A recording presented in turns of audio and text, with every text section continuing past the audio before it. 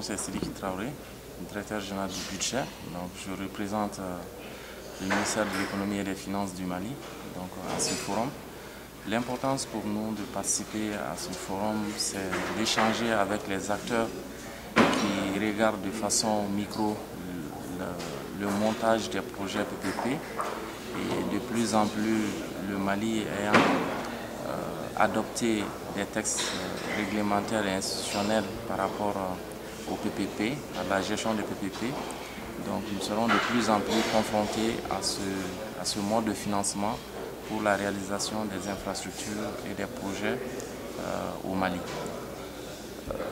Ici, ce qu'on peut en tirer comme résultat, c'est que nous avons beaucoup d'engouement par rapport au PPP, notamment la formule qui consiste à dire que au lieu que l'État finance des investissements, l'État peut le faire financer par le secteur privé et du coup l'État a d'autres moyens pour faire d'autres dépenses et ne va pas s'endetter directement pour la réalisation d'un projet, mais le risque quand même est qu'il y a un endettement.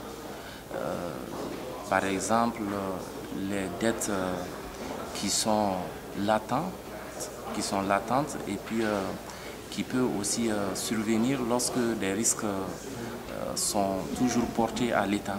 Donc ça, c'est vraiment le risque. Et aussi, nous avons tendance à considérer chaque projet à part. Mais imaginez un pays qui fait à la fois plusieurs PPP et que ces PPP rencontrent des difficultés comme dans la plupart de nos États.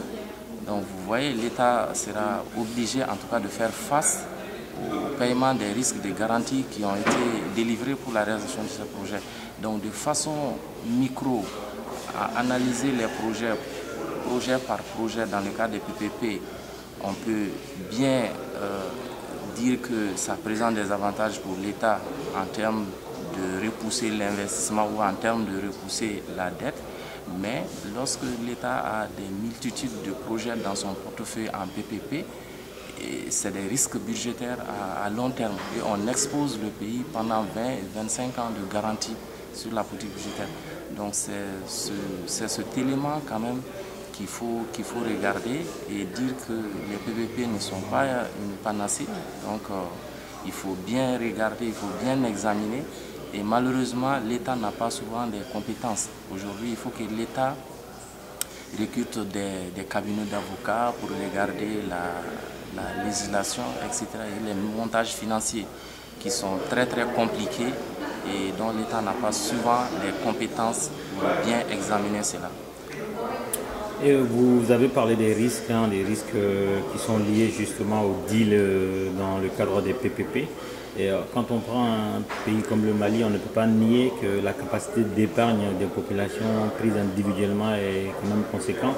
On a vu avec l'arrivée du pari mutuel urbain, tous les Maliens y jouent et chaque jour, les gens rassemblent quand même leurs épargnes, ils mettent sur des mises et ces mises-là, une partie reste au Mali, une autre partie part.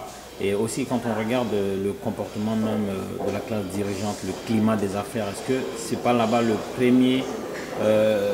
la première variable à ajuster de sorte à présenter un meilleur marketing du climat des affaires avant de se mêler dans cette histoire de PPP? Vous avez tout à fait raison. Lorsque on doit s'engager dans un programme de PPP, ce qui est important, c'est la capacité du pays à honorer ses engagements, notamment par rapport aux garanties qu'il va émettre pour la réalisation d'un projet. Ça, c'est très important. C'est là où j'ai tantôt évoqué le fait que si on prend un projet individuellement, on peut bien le structurer, on peut bien regarder quel partage de risques on fait, mais jusqu'à quelle hauteur de niveau de PPP on doit s'engager, c'est-à-dire avec combien de nombre de projets et le montant de plafond de garantie pour l'ensemble de ces projets pour un pays. Je donne un exemple. Vous avez un seul projet aujourd'hui en PPP qui fait une exposition de l'État d'une garantie de près de 10 milliards. Mais si vous avez 10 projets de PPP avec des expositions, chaque projet de 10 milliards, ça fait 100 milliards. Est-ce que demain, si 100 milliards de projets rencontrent des difficultés et on demande à l'État d'appeler la garantie, est-ce que l'État sera en mesure d'honorer? C'est de ça dont je parle. Vous êtes là pour répondre à ça, je pense que la réponse on la connaît tous. Dernière question, on parle des PPP, ça tombe bien aujourd'hui, on a combien de deals PPP le Mali s'est engagé aujourd'hui? Aujourd'hui, nous avons les PPP, je pense qu'il y a au nombre de 6. Il y a les PPP par rapport à la délivrance des passeports. Il y a un PPP par rapport à l'électricité, c'est une concession. Et le secteur de l'eau aussi, c'est une concession. Donc, globalement, ce sont des PPP aujourd'hui où on a globalement maîtrisé en tout cas les paramètres par rapport au risque de garantie. Jusqu'à présent, on n'a pas en tout cas de garantie dans ces projets de PPP, mais ça va venir. Ça va venir. C'est au nombre de 6, je ne sais pas à peu près le total, mais individuellement, c'est quelques 3 projets que je peux citer.